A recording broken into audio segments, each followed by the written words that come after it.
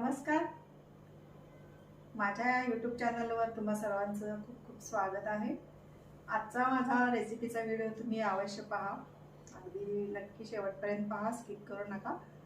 आणि तुम्हाला जर रेसिपी आवडली तर रेसिपीला लाईक करा. चॅनलवर नवीन असाल तर चॅनलला सबस्क्राईब करा, शेअर करायला विसरू नका.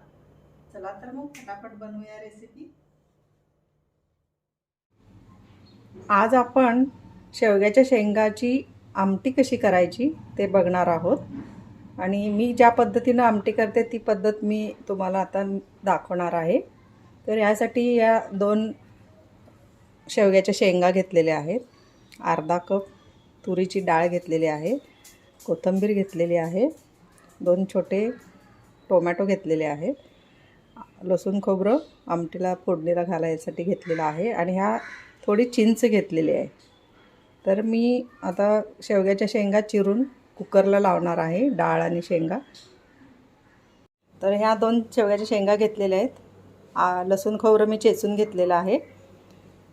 तर हे मी डायरेक्ट आमटी फोडणी देणार आहे. कधी कधी आपल्याला वेळ नसतो, गडबड होते, कुकरमध्ये दुसरे आयटम लावलेले असतात, तर आमटी आपण वेगळी डायरेक्ट कशी करायची तर ते मी आता दाखवते. कुकरमध्ये थोडंसं तेल घेतलं आहे, 3-4 चमचे, आणि त्यामध्ये मी मोहरी टाकते, थोडेसे जिरे टाकते,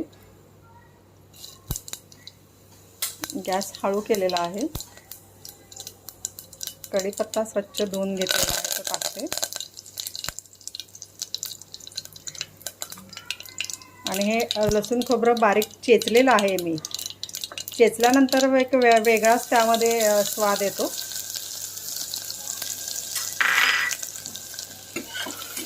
हलवायचं आहे. डाळ पण मी स्वच्छ धुवून एक 5 मिनटं भिजत ठेवली होती, तर ही डाळ आहे. तर लसूण खोबरं थोडंसं भाजल्यानंतर मी यामध्ये चटणी टाकणार आहे. चटणी पण मी भाजून घेणार आहे.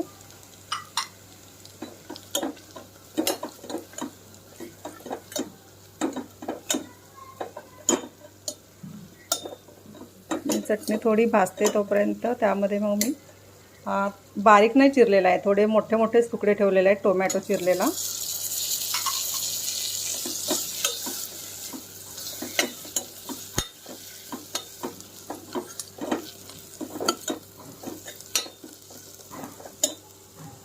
यामध्ये थोडीशी चिंच, ही चिंच मी घालणार आहे.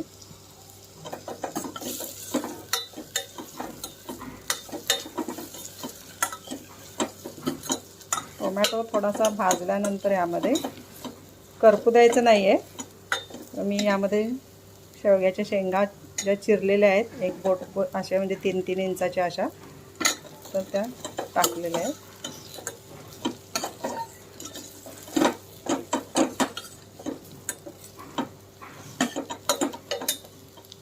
यामध्ये हळद थोडी टाकणार आहे, मी थोडीच टाकणार आहे.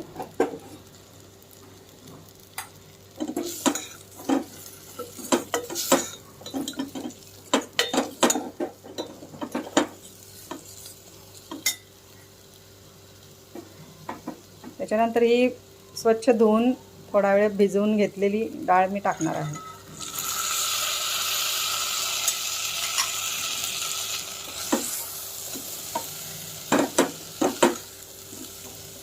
तसे शेवग्याच्या शेंगा जास्त शिजून गिर पण नाही व्हायला पाहिजे.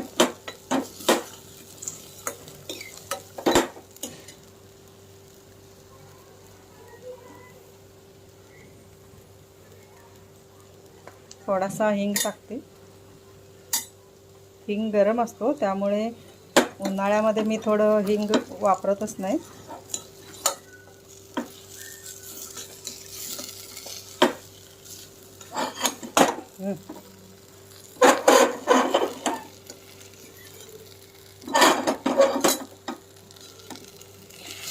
उन्हाळ्यामध्ये हिंग वापरतच नाही मी. तर हे व्यवस्थित हलवून घ्यायचे.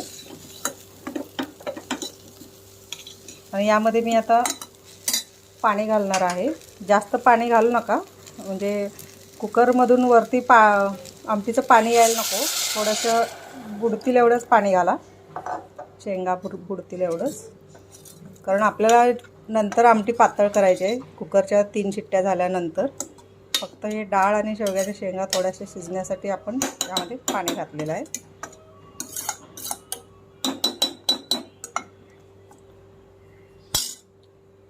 यामध्ये मी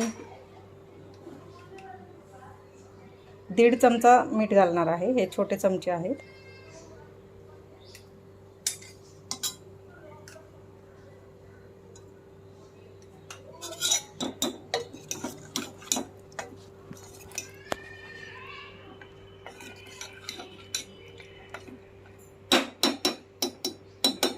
आता हा कुकर मी झाकून ठेवणार आहे आणि याला 3 शिट्ट्या घ्यायच्या. तर आपण 3 शिट्ट्या होईपर्यंत कुकर चालू ठेवलेला आहे. तर आपला हा कुकर झालेला आहे. मी गॅस बंद केलेला आहे आणि आपण कुकरमध्ये थोडं पाणी घातलं होतं, त्यामुळं आपल्याला पाणी घालायला लागणार आहे. म्हणून मी इकडे पाणी पण थोडं गरम करून घेतलेलं आहे. मी गॅस बंद करते. तर आपण उघडूया कुकर.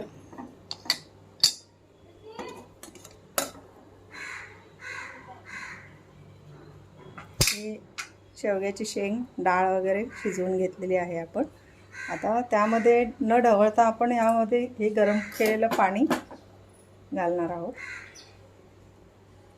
कारण आमटी आपल्याला पातळ करायची आहे. तर मी गॅस पेटवणार आहे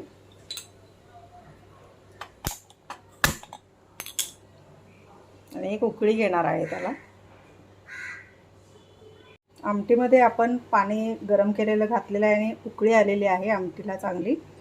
मी थोडं कोथिंबीर त्यामध्ये पसरणार आहे. थोडं खोबरं करून टाकणार आहे. आता ही आमटी आपली रेडी आहे. तर आपण बाउलमध्ये काढूया. गॅस बंद करते.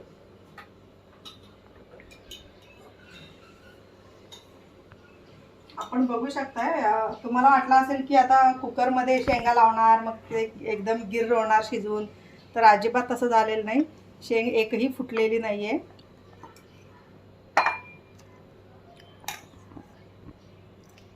जर तुमच्याकडून काही चूक झाली, म्हणजे जर कुकरला तुम्ही पाणी जास्त लावलं किंवा नजर चुकीने शिट्ट्या जास्त झाल्या, तर तुमच्या या शेंगा खूप शिजतील आणि ती आमटी बिघडून जाईल.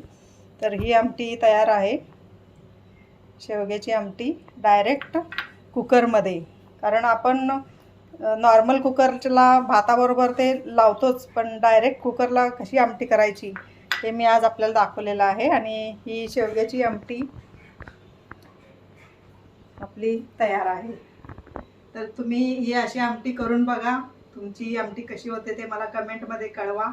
आणि हा माझा व्हिडिओ आपल्याला आवडला असेल तर लाईक करा, शेअर करा.